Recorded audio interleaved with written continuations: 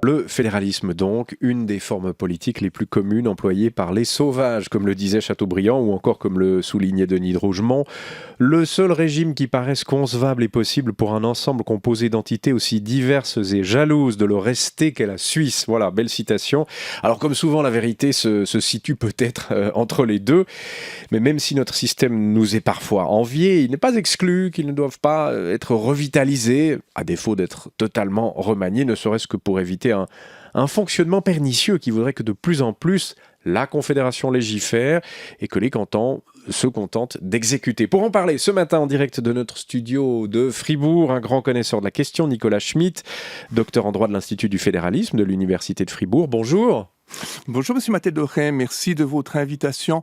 C'est une très bonne idée de parler du fédéralisme, car les Suisses font du fédéralisme comme Monsieur Jourdain faisait de la prose, et c'est peut-être bien de revenir aux fondamentaux. On va revenir aux fondamentaux avec vous. Merci à vous d'être notre invité jusqu'à 8h, Nicolas Schmitt. Ce fédéralisme suisse que plus d'un pays nous envie, hein, c'est vrai, on l'entend souvent, est-ce qu'il se porte aussi bien que sa réputation ? Mais oui, il ne faut pas vouloir critiquer le fédéralisme suisse, il se porte fort bien. Si on le compare à l'état du fédéralisme dans d'autres États comme la Russie ou le Venezuela, je crois que le fédéralisme suisse se porte à merveille.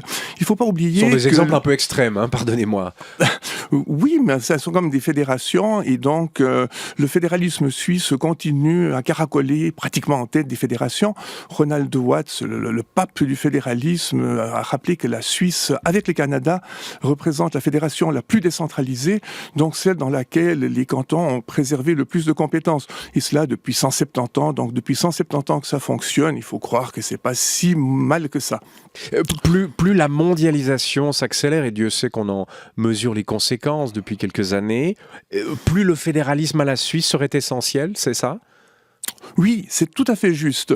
La mondialisation implique en contrepartie un renforcement des identités locales ou régionales. Et comme on est ici à Fribourg, je pense aux fameuses bornes que Roselyne Crozat avait fait installer, qui avaient suscité beaucoup de moqueries à l'époque, alors qu'elles étaient parfaitement justifiées.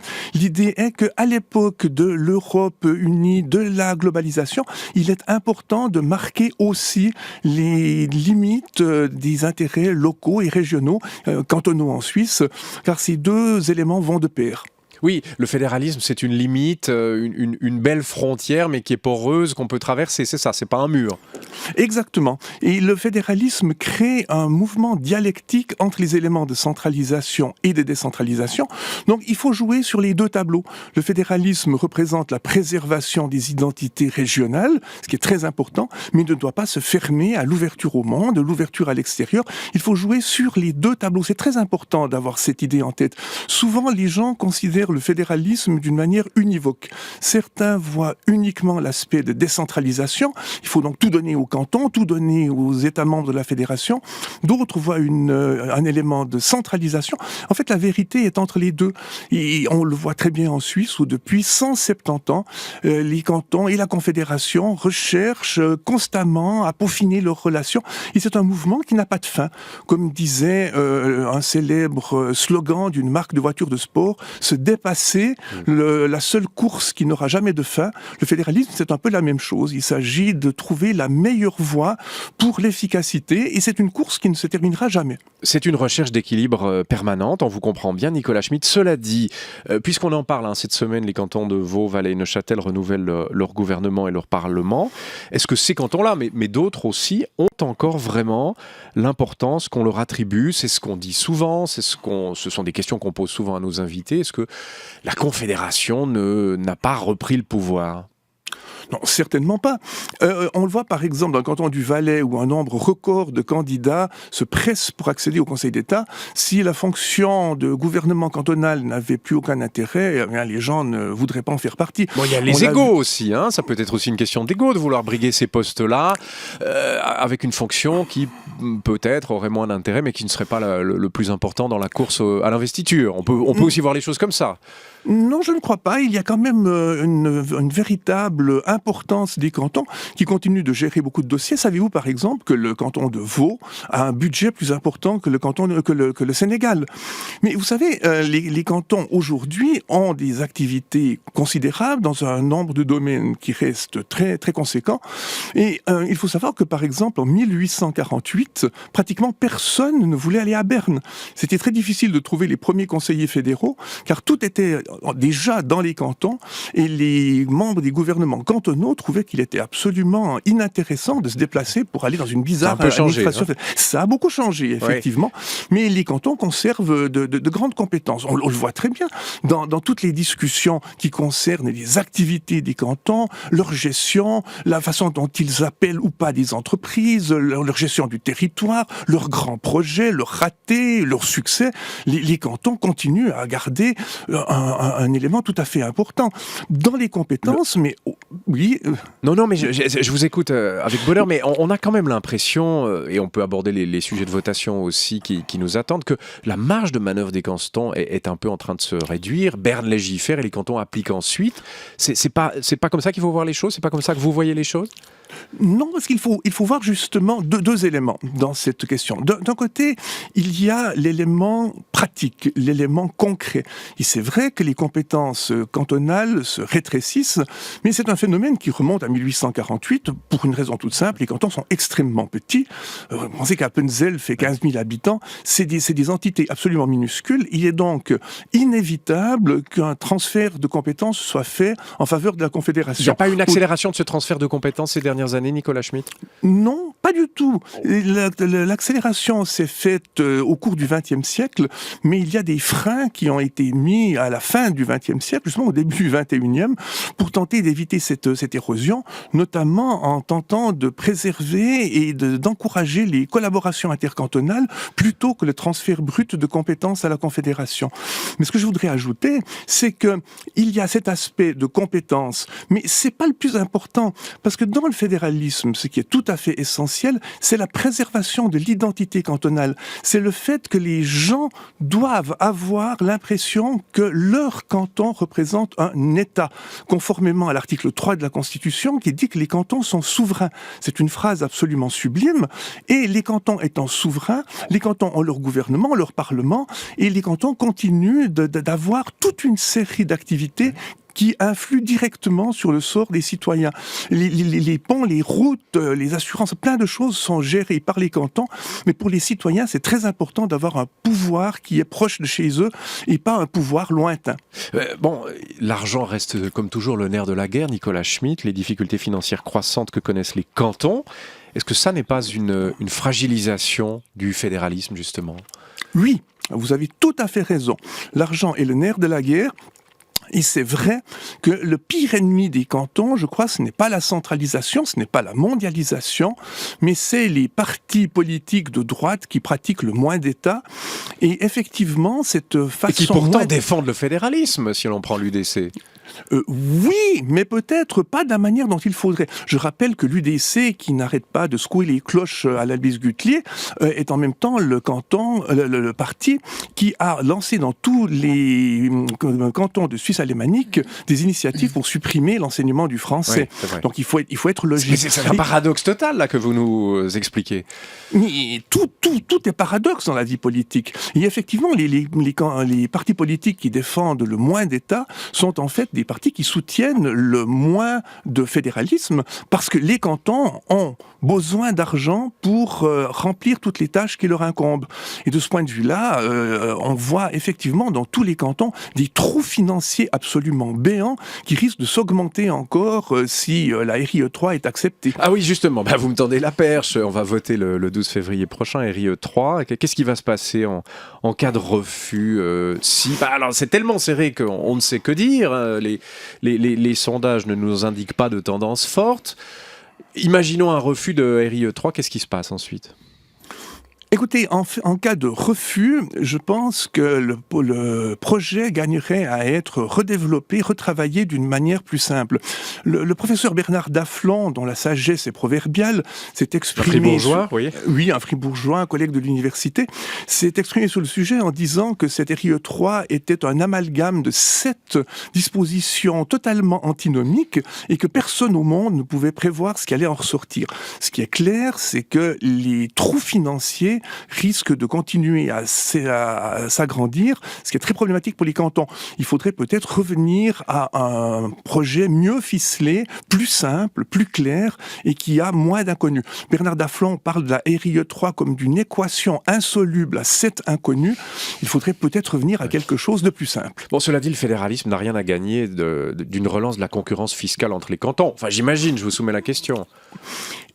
C'est là aussi une des grandes discussions sur le fédéralisme compétitif opposé au fédéralisme coopératif. La vérité, comme toujours, se situe entre les deux. Il faut un peu de concurrence entre les cantons, mais pas trop, parce que si les cantons commencent à se faire la guerre, ça ne va pas. Le tribunal fédéral avait d'ailleurs sanctionné le canton d'Obwald qui voulait pratiquer des taux d'imposition extrêmement généreux pour les personnes riches, et ça allait trop loin. Donc il faut éviter d'avoir trop de guerres fiscales entre les cantons.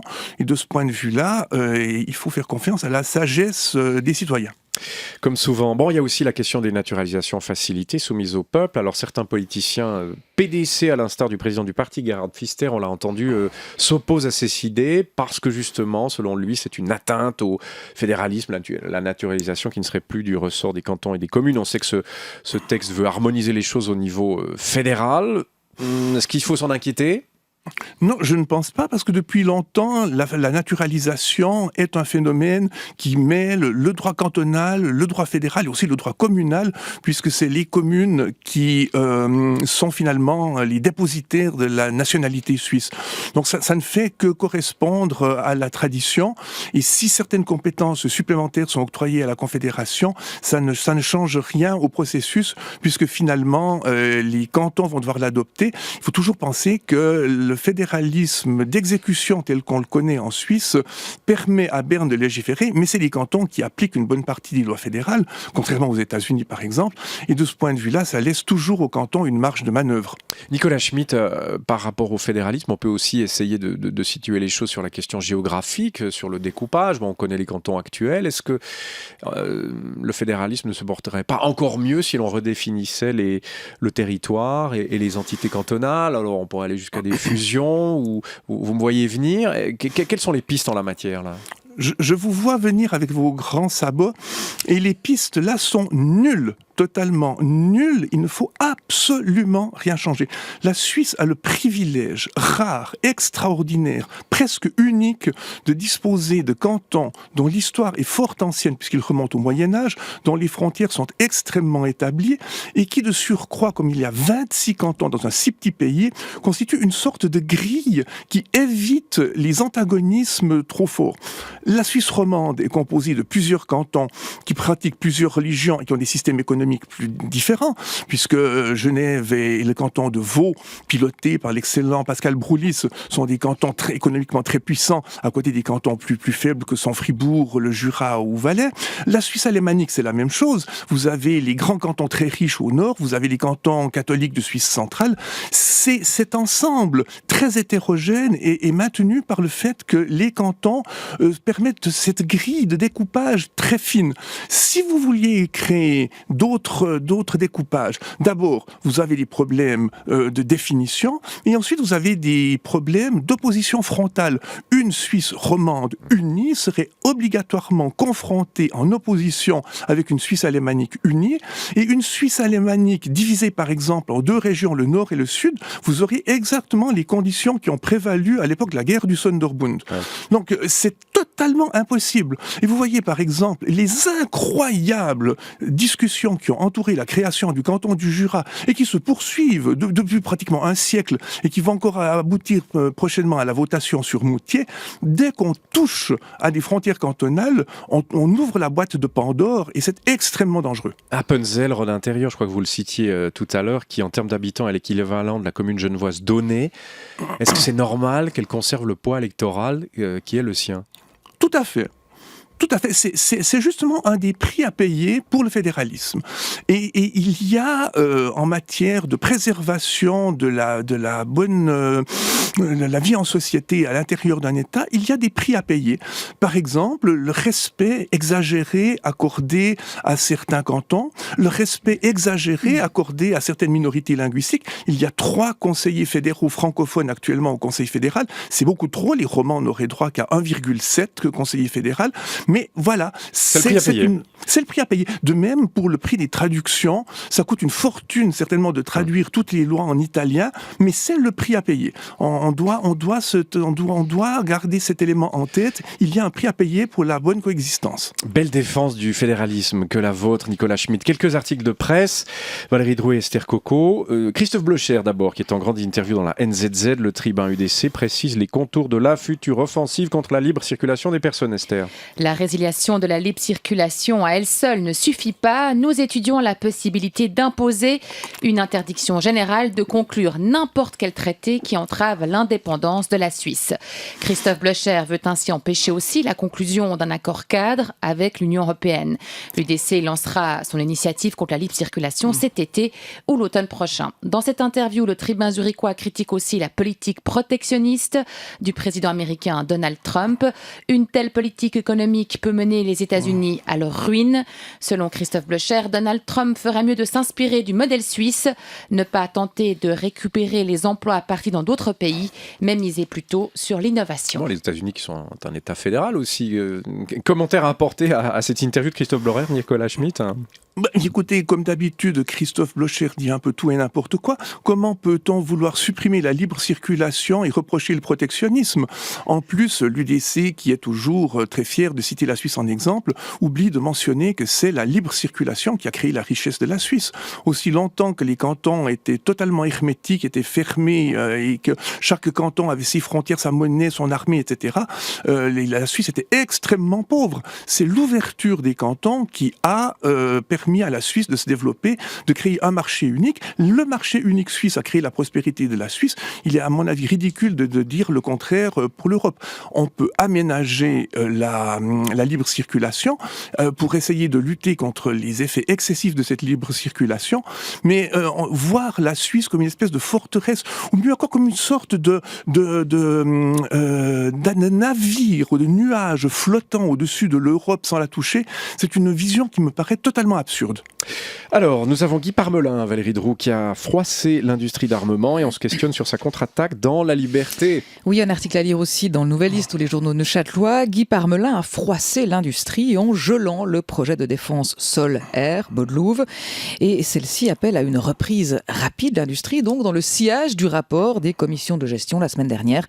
Rapport qui trouvait la décision du conseiller fédéral incompréhensible. Alors le journal pose la question du poids de cette industrie d'armement. Aurait-elle transpercé les murs du palais fédéral pour remettre sur les rails un projet de visée quand même entre 700 millions et 1,1 milliard de francs. Le lobbyisme du fournisseur du système Sol-Air est aussi souligné.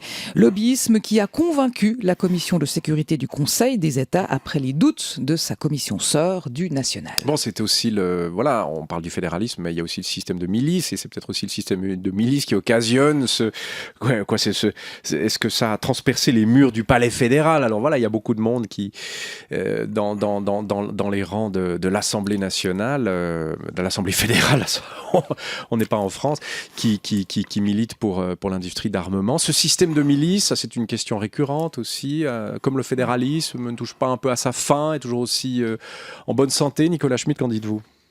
Je ne suis pas spécialiste des questions militaires. Je trouve que le système de milice est une très bonne chose dans la mesure où les armées professionnelles peuvent toujours se révéler dangereuses. Et on voit très bien dans l'exemple que vous citez, les discussions qui se font tout en haut de l'État montrent deux choses. D'abord, l'importance de l'industrie qui se croit tout permis et donc qui va tout faire pour favoriser des projets de loi comme la RIE 3 qui bénéficiera finalement aux industries les plus riches uniquement en créant des grands trous dans les budgets cantonaux. Et ça montre aussi que quand il y a des dysfonctionnements au sommet de l'État, le grand avantage du fédéralisme, c'est que les cantons n'en sont pas tout de suite péjorés. Alors que dans les systèmes centralisés, c'est le contraire. Les dysfonctionnements dans l'État se font sentir dans tout l'État, alors qu'en Suisse, c'est le contraire. Dernière question, Nicolas Schmitt. On apprenait en début d'année que la Direction du développement et de la coopération, la DDC, avait attribué un mandat de plusieurs millions de francs à l'université britannique du Sussex, mettant fin à plus de 30 ans de collaboration avec l'Institut du fédéralisme de Fribourg, dans lequel vous officiez. Ça peut remettre en cause la pérennité de votre institution ? Non, ça ne remet pas du tout en cause la pérennité de l'Institut, qui est un institut de la faculté de droit de l'Université de Fribourg. Ça remet en cause des projets ultérieurs de développement. Ça nous fait extrêmement mal au cœur, car nous étions très attachés à cette dimension. L'idée était d'augmenter justement la collaboration. La DDC a remis à zéro toutes ces collaborations extérieures, et dans l'idée de créer quelque chose de plus grand, ils ont trouvé que l'Institut n'était pas assez grand. C'est leur droit, mais c'est extrêmement regrettable. Et en plus, je trouve que d'aller chercher une université anglaise dans un pays monarchique qui n'est pas une fédération et qui fait le Brexit pour illustrer la bonne gouvernance et la décentralisation, c'est peut-être un peu bizarre, mais enfin, Berne nous a habitués à ce genre de choses. Nicolas Schmitt, docteur en droit de l'Institut du fédéralisme de l'Université de Fribourg. Merci beaucoup d'avoir été notre invité.